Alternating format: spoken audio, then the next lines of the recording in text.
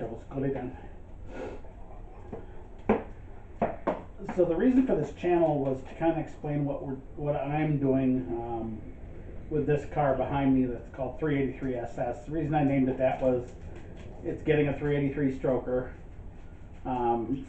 It's 383 stroke small block, and it'll have the little emblems and all that kind of fun stuff, or painted on names for it. But this is basically to show you guys how to do this on a budget. And when I say a budget, I'm talking I got a mortgage, house payment, kids, the whole 9 yards. This car I've had for, oh my goodness, close to 26 years now. This is the second time it's gone through a revamp, but this time I'm a little bit older and have a little bit more money here and there, so I can do a little bit more. Its first build was back when I bought it. Sent it out, had it painted blue with the white stripes on the hood. Got rims and tires, of course, make it look really nice.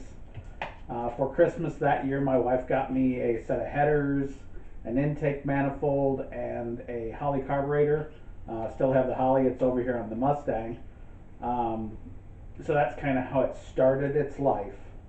It was purchased from an old guy out of Los Angeles, and it had 30 or 40,000 miles on it when I bought it. So it had almost no miles on it when I bought it, which was one of the reasons that I liked it. I looked at some Chevelles and some other stuff, a little bit higher priced, but this thing didn't have any miles on it at all. The only options that it came with were the 350 engine with the 4-barrel and an automatic. Everything else is bare bones.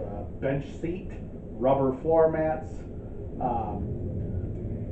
no frills whatsoever. No power windows, no power locks, no air conditioning. It does have power steering and power brakes, which was nice. So that's kind of how it started life, and I drove it like that for probably, well, till about 7 or 8 years ago.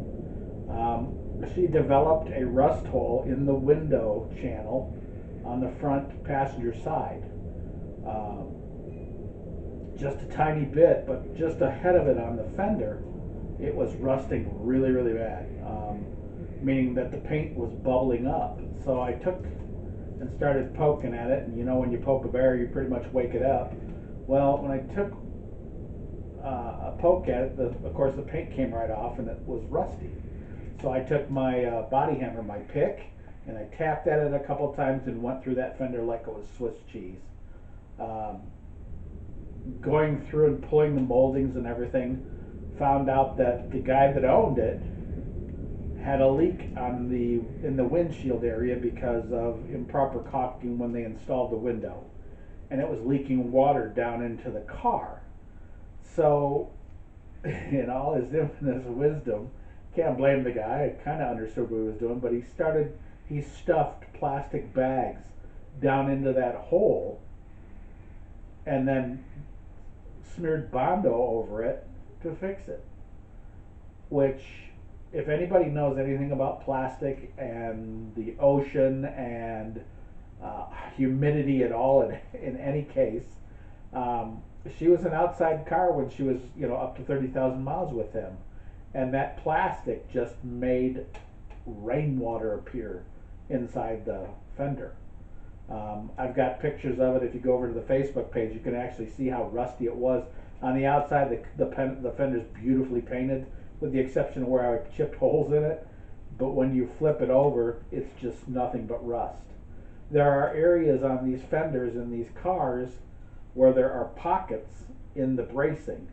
And where those pockets are, water will sit and just eat your fender from the inside out. There's one on the top and one down on the side.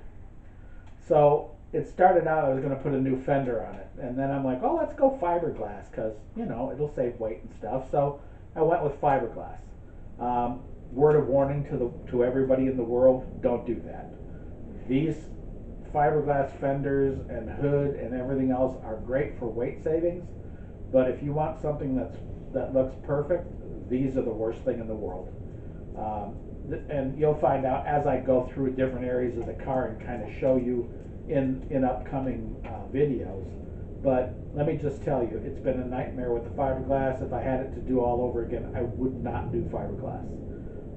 One of the nice things about this is it's taken weight off the front of the car. Uh, Close to 800 pounds of weight off the car with a combination of things. But basically, I've been building this car on a budget forever. Um, there's a lot of guys that will send their car out and spend, $50,000, $100,000, have someone else do it. Most of us in the real world don't have that kind of money. So we have to find every way we can to get the best that we can with the least amount of money. And as I go through the project and future videos, I'll show you guys exactly where I cut corners, not so much cut corners, but found cheaper ways of doing things. I think personally they're better than other things. I bought a set of um, almost all the parts that I bought are off Summit or Amazon or Jags. They're probably not the bottom level part, but just one up from it. Like my Speedmaster parts from both Amazon and my Summit, or excuse me, yeah, my Summit pistons. These are one step up from the bottom. The rods are the higher horsepower rods. The pistons are the flat tops, but they are the Summit brand. Summit brand. They are hypertonic, whatever it is. They've got the coated skirts, so it's one step up from the expensive stuff. All together on these parts, I'm probably in it 1/3 to 1/4 less than everybody else in the world because they're buying, name brand pistons, name brand rods, name brand everything, and some of us just can't afford it. Not that we can't afford it over time, but if you're trying to just build something for the street and for car shows, which this is, I don't need to get crazy and buy a bunch of high performance parts for the drag strip. It's a street car. To tell you a little bit about it, so far I've converted the entire car's front to fiberglass with the exception of the bumper. Bumpers are steel, but it used to have the 5-mile-an-hour cushion, and I removed the shocks and the whole assembly, set it down on the ground, blew holes in the shock to drain them out, cut the shocks off, and then made mounts, and there are pictures all over Facebook on how to do this for the front. And then I was able to set that bumper back all the way to the front of the car. All I had to do on the top trim panel behind the bumper, where it covers up the mounts and everything, was cut 2 notches in the corners over here and slide the bumper right up. Back bumper, I took it to a welder, just a welder guy. Told him, hey, I need to take this much out of the middle, 1.5 inches, I think it was, or 2 inches, out of the middle because they stuck way out. He went in there, he cut it out, welded it back together, and it looks really nice. I think it cost me $50. We've smoothed the bumpers, welded in all the bolts, just everything that you would do. And as you go through the different pictures and everything on the Facebook page and also in the videos, you'll see where I was able to save money. My welder is one of those ones. I bought it used from a guy for $50. And I got it was like a month old. So I got a really good deal on it, but it was a $100 welder out of Lowe's or Home Depot or anywhere else. Just what they call a buzz box is what I heard. I don't have a fancy TIG. God, would I love to have one. In my day when I learned body work, I learned how to gas weld. I can still gas weld like a fiend, so everybody says, oh yeah, you should get a TIG welder. So I'm like, oh, let's go look at what a TIG welder costs. And $800 and $900. Most people don't have that kind of money just to go buy something they'll use on one car and one project. I'm waiting for my kids to get together and get me one for Christmas. Once again, a lot of the parts that you see on this car, my wife bought me for birthdays and Christmas, all that kind of stuff, because she knows this is my love. and she nurtures what I do, my hobby. She bought my heads for this new motor. She bought my intake manifold for this new motor. She bought the valve covers for this new motor. I mean, she bought, as I go through, I'll show you the parts that she bought me. Most wives don't do that. Most wives are like, why are you working on that car? But she understands me and she understands my love for working on cars. I got it from my dad. Can't help it. He was in the garage every night, every weekend, working on cars. He was what you'd call a perfectionist. Did Model A's. First, he started with '64 Fords. Well, I should say first he started with a Model A with a V8 in it, and then he went to early '50s Fords, early and mid '50s Fords, and then he went to '64 Ford Galaxies. So much so that he sold one of the race versions of that '64 Galaxy 500 for $100. Back then they weren't worth much. He had one, I had one. He actually had a hardtop 4-speed 390. He had a convertible automatic 390, and he had that I don't know, the Thunderbolt or what? Not the Thunderbolt, but it was the factory race Galaxy 427. Never got to see that car run. He had bought it right after I'd left home, so I never really got to see it run. But I heard that it got bought from someone who never paid for it. It was a family friend or something of that nature. Whether that's true or not, I don't know, and I really don't care. But just to show you, he was in the garage all the time. When he graduated to Model A's, you could tell the perfectionism in his work, and I think that's half the reason I'm so ACHD or ADHD. What I do is I see little flaws, I have to fix them. They drive me crazy. My wife's like, I don't see what you're talking about, but I see it, and so it's one of those things. The body work on this car, I've been doing it for the last 8 years to get it to this point. I've still got to pull stuff off and finish it out. It's in there. It's all rough sanded, ready to be. There's some little areas on the back of it that have to be finished up, and some little areas on these fiberglass fenders. I've got to cut the openings for where the little piece bolts into the fender. I with fiberglass. Yeah, I'll explain all that later on in a different video because it is an intensive, and it'll definitely give you guys a bunch of ideas. One of the things about me and this car is everything that I'm doing here. Some of it I've done before, but like the body work, never done it before. I kind of learned it years and years ago, back in the early '70s or late '70s. So that tells you how long it's been. I've learned a lot since working on this one. Every single thing I've done to this car, with the exception of welding in the back panel, I've done twice. Mainly the first time I did it, I'm like, I did one fender, I went over to the other side, I did the other fender, figured out a better way to do it, went back over to the other fender and made it the same as the other one. So you learn, this is a learning process, and if you think that you're going to jump on a car and start building it and get done with it in a week, you're wrong. If you think you're going to get done with it in a year, you're wrong. If you can, hey, that's great. You got the money for it? Fine. Have at, please. It's a great hobby to be in. When I'm frustrated and I'm anxious, if I come down here and I work on the car, I calm down. It's really weird. A lot of mechanics are the opposite. Something goes wrong on the car and they get mad. I don't get mad. I get upset, but I don't get mad.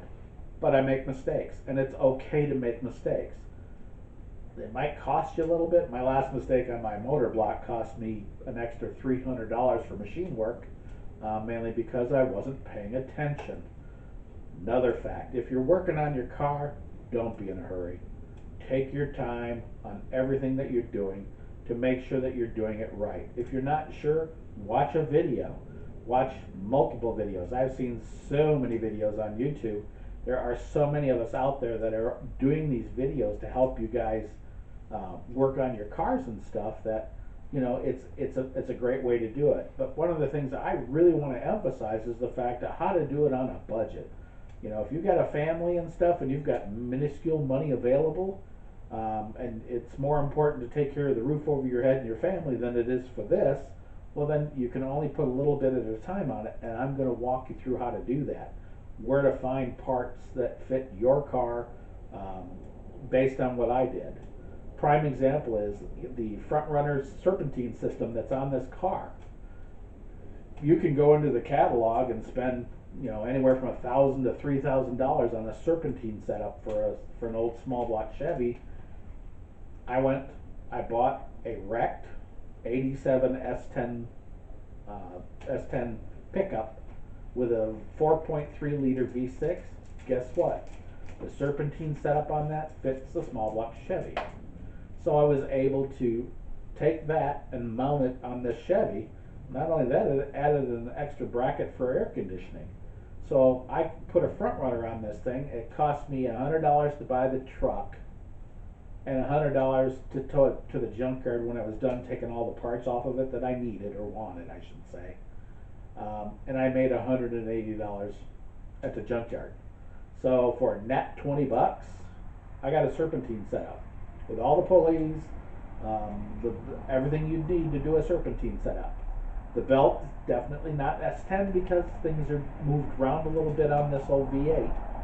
But once again, on the cheap, I took all those parts off the S10, threw them in a bucket because I just didn't have time or anything to put them together.